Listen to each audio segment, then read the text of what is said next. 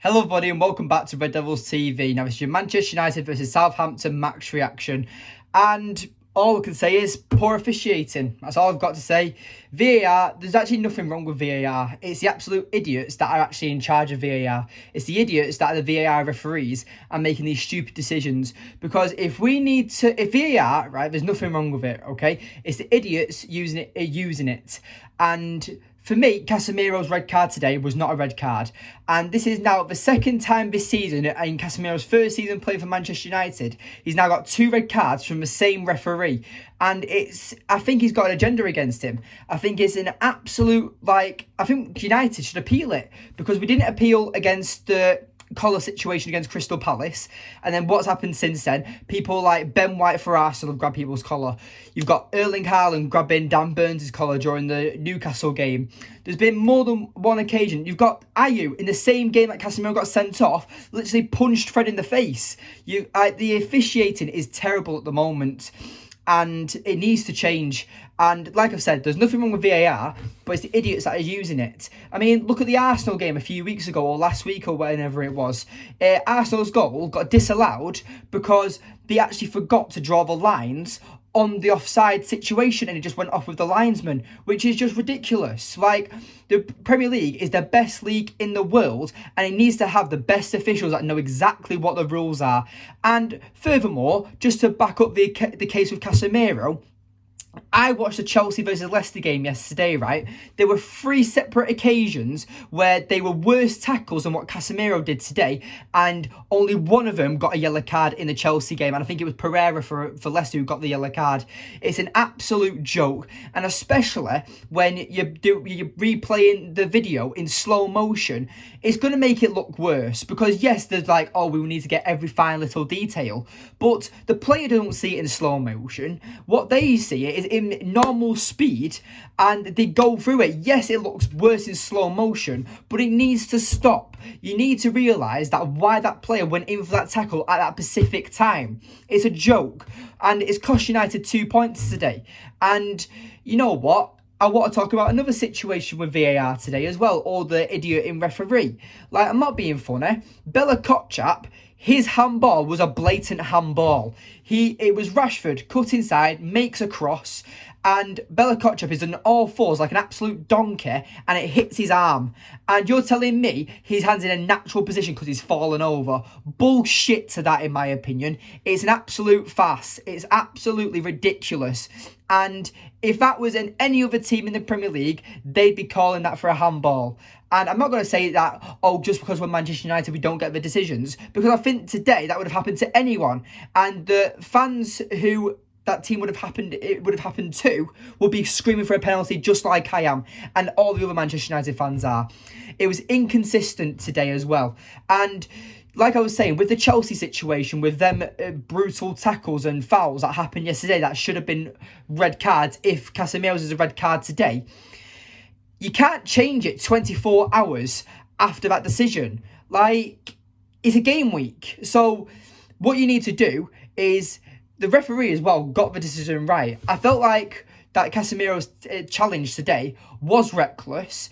He did get the ball, but it was a fact that he went in studs on. It is reckless, but for me, it's not a red card. You can contest it because it's like Casemiro's first or second foul of the game. So it's not like he's been like going intent to hurt the player. He's gone for the ball, but yes, his foot is high and it clips the top of the football that then ricochets off a Southampton player to then collide back with Casemiro as he's going for the ball, and it goes through the player.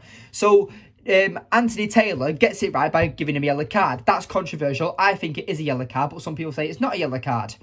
But then for VAR to then go in his ear and be like, Tyler, I think we need to check this. It's stupid, because you know, as soon as the referee goes to that screen, it's a penalty. It's a red card. It's the same with penalties. It's like, if a foul happens and the referee says, oh, that's not a penalty, if VAR say to him, look, I think we found something here. Look, I've done my job correctly. I found something, guys. It's a penalty. So the referee goes over to it, and because the referees and VAR are working hard to be a unit, and working together, they're not going to overturn each other's decisions because they've received too much criticism already.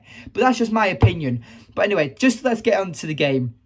I felt like that there were quite a few average performances today, and there were quite a lot of misplayed passes, But at the end of the day, these players are playing I think they're playing a game every 3.5 days or every 3 days, whatever it is. We've been doing that since December 27th. It's crazy, and no player like Bruno Fernandes has played more minutes in the Premier League this season. And yes, he might put up an average performance, but you're asking him to, like, the criticism he gets is a joke. He's one of the most important players to Manchester United this season. And yes, with the Liverpool game, I'll admit I went in on him, like I did with majority of the players. But Bruno Fernandes was one of the worst players on that pitch in the Liverpool match, so he deserved criticism then. But now, it seems that since that Liverpool game, even though he got a goal and assist and was man of the match against Real Betis on Thursday, people still found a way to give him criticism. It's a joke. And don't forget as well with Bruno Fernandes today, he hit the post. It was an almost assured goal, and he would have scored the winner today. It's a joke. And anyway, let's just get into the match ratings. So David De Gea for me gets a 7.5. I mean, I felt like he made good saves. I mean, United were down to 10 men for 60 minutes of the game.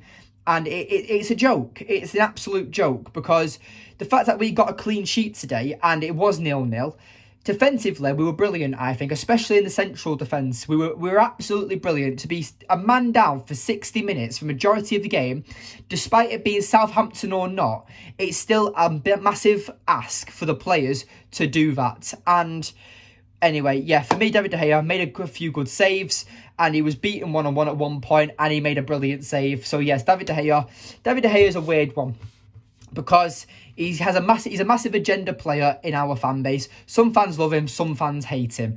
And for me, all I've got to say is about De Gea is that it's Ten Hag's decision. We know that David De Gea is going to be our goalkeeper for the rest of the season, and all we've got to do now is support him. He's our first choice goalkeeper, and it's up to Ten Hag whether he renews his contract or not in the summer. That's the end of it. So I back David De Gea. Yes, I think his distribution is a bit of a issue. Same with him coming for crosses on crosses. But I think as a shot stopper, he's absolutely brilliant. So whatever happens with David De Gea for the rest of the season, that's up to Ten Hag. And I back Eric Ten Hag, so I back every decision he makes. I might not agree with him, but I back it, if that makes sense to you. Wan-Bissaka today, for me, gets a 6.5. I felt like he was a bit above average, but something I do want to address is that, for me, Diego Dalot, if he put that performance in today, for me, I feel like I'd be giving him a 5. And you might be thinking, why is that? Why does Wan-Bissaka get a 5? Why does Wan-Bissaka get a 6.5 and Diego Dalot would get a 5? I think it's because I rate Diego Dalot higher than I do Aaron Wan-Bissaka, because Diego Dalot, for the majority of this season, has been our starting right back. And Wan-Bissaka has come in when Diego Dalot's been out and massively improved, and he's really overachieved as what everyone thought it was, because in January he was on his way out. He was going to be sold pretty much, and we were going to get another right back apparently. But honestly, I really think that Aaron Wan-Bissaka has really stepped up his game. But I do think that the reason Diego Dalot gets lower average performances than what Wan-Bissaka does is because I rate Diego Dalot higher than Aaron Wan-Bissaka. So when I see an average performance from Wan-Bissaka, and if Diego Dalot put in that same performance, I'll probably mark him down, because I think he's the better right back out of the two. I think Wan-Bissaka is better defensively, but as a whole, as a collective, as an actual right back, attacking wise, physicality, mental, everything, I think that Diego Dalot is the better right back out of the two. But yes, for me, Aaron Wan-Bissaka just gets an above average performance today. Rafael Varane gets, I'd say between Rafael Varane and Martinez and De Gea, they're all the contenders for man of the match. And I'm going to give my man of the match to Martinez, because I just felt like he was brilliant. But I think the reason why Martinez and Varane, I think that's both their man of the match, because together, as a leadership, as a partnership, they're absolutely brilliant. And for me, they're just, like I said, they're just both brilliant. They're both a great unit and combination. and they help each other when the other has a flaw or something like that. And for me, I think that I can't decide, but I would definitely give it to one of the centre-backs. But for both of them, I'll give them both 7.5s. I think they were both brilliant. I think they were both like on par with De Gea as our best players on the pitch today. Luke Shaw gets a 6.5. I felt like that he had a better game today than what he's had over the last 2 games. But yeah, Luke Shaw, 6.5. I mean, if Theo Walcott scores that goal, then Luke Shaw is getting probably a 5.5 or maybe even a 5, because that would have been his fault again on that left-hand side, like not marking his man and not being closer to his man. He got beaten by Theo Walcott and we almost conceded a goal from it. So Luke Shaw needs to start working on his defensive work rate, because it seems to be slipping at the moment, in my opinion.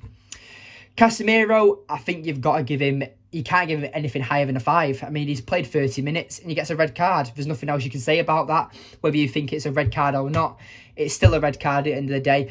I personally feel like Manchester United should appeal it, but I don't think it will, because it seems like that never happens.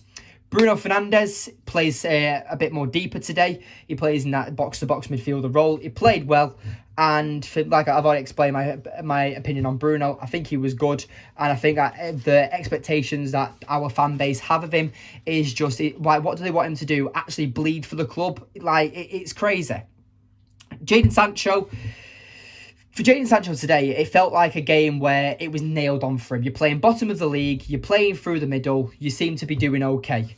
And then what happens? He puts in an average performance. So for me, Jadon Sancho gets 5.5. I felt like he was a bit below average, and I just felt like it was a nailed on game for Jadon Sancho to perform well, and he didn't. That's the same. Antony, I'll give the same, just below average, 5.5. I just felt like, yes, he scored a brilliant goal for Real Betis, but this proves my point. He's a one-trick pony. He will always shoot on that left-hand side, and I'm going to criticise another player in a second, Marcus Rashford. Now, yes, are we back? Right, I think I've just had a bit of camera quality issue, or camera malfunction, whatever it is. But anyway, where was I? Yes, Antony. I was saying about it being a one-trick pony, like I said in my Real Betis video. Yes, for me, Antony, good player, but I think he's very much one-trick pony. Yes, he needs to develop. Yes, it's his first season at Manchester United. And I think with a coach like Erik ten Hag, Antony is going to succeed and he is going to thrive, but he really needs to stop cutting on that left-hand side and always shooting. He needs to start being more creative, as does Marcus Rashford, who I'm going to get onto now. In the first 5 minutes, Marcus Rashford shoots. He's on the left-hand side, exploiting that wide area, like I said in my preview, like United should be doing. We should be exploiting them wide areas because the way Southampton set up. But what happens? Marcus Rashford cuts inside and shoots. If he laid off that pass to Wout Weghorst, he's literally there, 6 yards away from the goalkeeper. It's a tap-in. Like, United, if we want to start scoring more goals, it's if buts and maybes. But if we go 1-0 up within 5 minutes, I don't think Casemiro gets that red card. I think Casemiro was so desperate to change something in the game, he did that reckless tackle, and that's what got in that red card. Whether it's a red card or not, I feel like United needs to start being more creative. Yes, Marcus Rashford is an absolute goal machine this season, and I'm not criticising him at all, but it's something the team needs to work on. Especially our wingers in Antony and Rashford. They need to stop. And Jadon Sancho, Bruno, they're all at fault for it. Majority of our attackers, they're brilliant when they score goals. Yes, and they're the heroes. But I honestly think that there's a bit of selfishness there where they've got a bit of an ego where they all want to be the hero. But realistically, I think that we've all got to start thinking that we could be scoring more goals if we lay it off to another player. And yes, obviously, that's not the way certain players do, because our wingers are goal scorers. They're not really creative, they're goal scorers. And it's hard for them to develop and ask. But Bruno Fernandes is pretty much our only creative on the pitch. Like, in my eyes, he's pretty much our only creative player, especially now Eriksen's gone. Like, yes, Fred is okay, but Fred didn't play today. Jadon Sancho looked out of his depth today. And I just feel like we need to start being more creative, but that's just my opinion. And Wout Weghorst, I mean, I'm going to give Wout Weghorst a 6. I'll give Rashford a 6.5 as well. But Wout Weghorst gets a 6. I mean, he got subbed off for Scott McTominay after Casemiro went off. So, apart from that, what else can you say? For what Weghorst did for the time he played, you can't knock it. You've just got to be like, yep, fair enough. You did okay for the first, for however long you played. That's all you've got to say, really. The substitutions, I mean, Palestra, cameo, 6. Garnacho came on as a substitute, went off injured, and now he's left Old Trafford on crutches. So that's not very good news, considering the last player to walk out on crutches was Eriksen, and he's out for the season. So yeah, hopefully Garnacho's not out for too long. Hopefully it's just a precaution. And Maguire and Fred, 6. I mean, they were hardly on the pitch. I think it was just to help us defensively, because Erik Ten Hag had called it for a draw. So that's it. Yeah, man of the match, I've already said I'd give it between Martinez and Varane. I do just edge over Martinez, but that's just my opinion. And Erik Ten Hag, I think for what he did, I felt like he got the lineup all right. He gave Sancho a chance. He rotated the right backs. So yeah, I felt like Erik Ten Hag didn't do anything much wrong today. I'm going to give Erik Ten Hag a 7 out of 10. So yes, thank you for watching today's video. Please remember to like, subscribe, comment and share. We're on the road to 600 subscribers. At the time of recording, we're on 593 subscribers. So we're literally 7 subscribers away from 600. We're so close. Please keep subscribing. Please keep sharing the channel around. And yes, thank you for watching today's video, and I'll see you in the next one. Goodbye.